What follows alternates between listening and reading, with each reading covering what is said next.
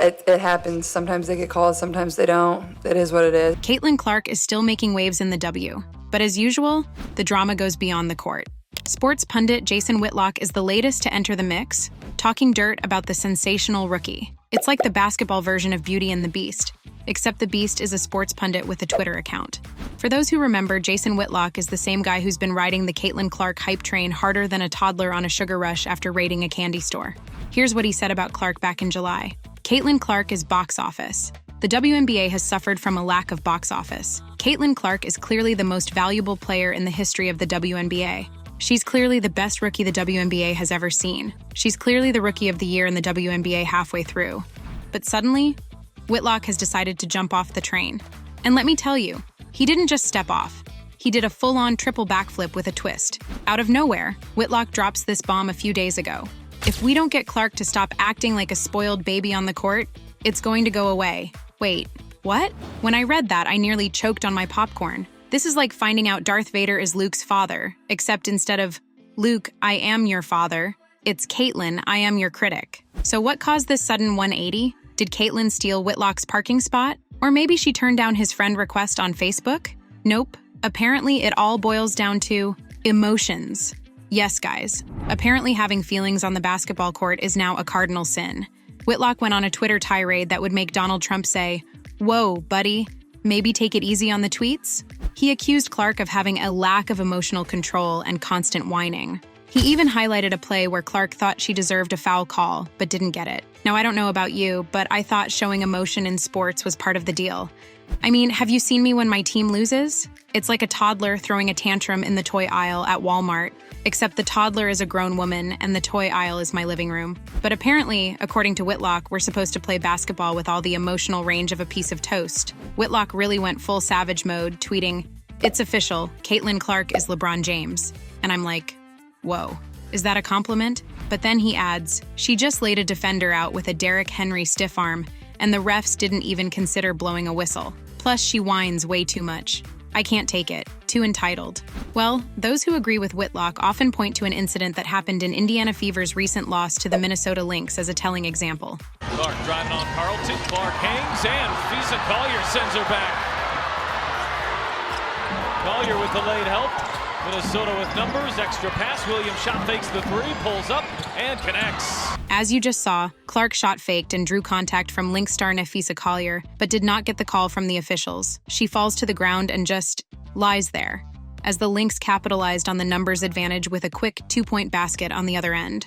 After the game, Clark admitted to reported that there's a line between passion and letting your emotions get the best of you. Like I said, I felt I got bumped a little bit, and I was honestly trying to shot fake them to get them to foul me. But I mean, I think I could have done a little bit better job controlling my emotions, but I think it just started bad for us and then continued to snowball, and that's something we have to control a little bit better. But well, she also says she wouldn't change that passion. And I'm thinking, girl, same. I mean, have you seen me when I find out they're out of my favorite flavor at the ice cream shop? It's not pretty. There's weeping. There's gnashing of teeth. There's dramatic declarations of, "Why, cruel world, why?" It's a whole thing. But back to Whitlock. He's out here acting like Clark committed some kind of cardinal sin. He's calling her Crying Caitlin and Ponytail Pete Maravich. I'm sitting here thinking, dude, did Caitlin Clark run over your dog or something? I mean, Ponytail Pete Maravich? That's not even a good insult. That's like trying to insult someone by calling them Awesome McGreat Pants. Now here's where it gets really interesting. In the Fever's game against the Dallas Wings, Clark was one technical foul away from a suspension. The pressure was on. The refs were watching her like hawks. Or like me watching the last piece of pizza at a party. And what does Clark do? She goes out and drops a career-high 35 points and 8 assists, breaking the league's single-season rookie scoring record. It's like she looked at the pressure and said, not today. I've got ice in my veins. After the game, Clark credited her teammates for watching her back and keeping her from getting that 7th technical. And I'm picturing her teammates following her around the court like Secret Service agents, ready to tackle her if she so much as looks at a ref funny. Clark is approaching the referee. I repeat, Clark is approaching the referee. Operation Shut Your Mouth is a go. I repeat, Operation Shut Your Mouth is a go. But Whitlock? He's not buying it. He claims Clark's star power is what kept her from getting that technical.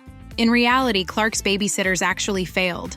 Whitlock said. Her star power stopped the refs from teeing her up on Sunday. Clark spent the entire game flailing her arms, flopping to the ground at the slightest contact and fussing at game officials. She put the referees in an impossible position, and she knew it. Did he just say she spent the entire game flailing her arms, flopping to the ground at the slightest contact and fussing at game officials? Oh boy, give her some break, would you? We get it, Whitlock. It's your job to have hot takes. But maybe, just maybe, this take is so hot it's burning a hole in your credibility. Maybe instead of trying to douse Caitlin Clark's fire, we should be stoking it. Because let's face it, women's basketball hasn't been this exciting since, well, ever. Or, you know what? Never mind. Keep those hot takes coming, dude. Because without you, who would Caitlin Clark prove wrong next? You're like the villain in a sports movie. Except instead of trying to shut down the community center, you're trying to shut down enthusiasm. But here's the thing about sports movie villains. They always lose in the end. And Caitlin Clark? She's writing one hell of a script. So here's the real kicker, guys.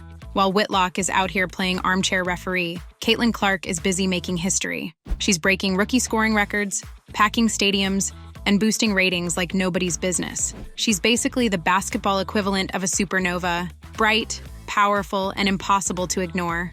And you know what?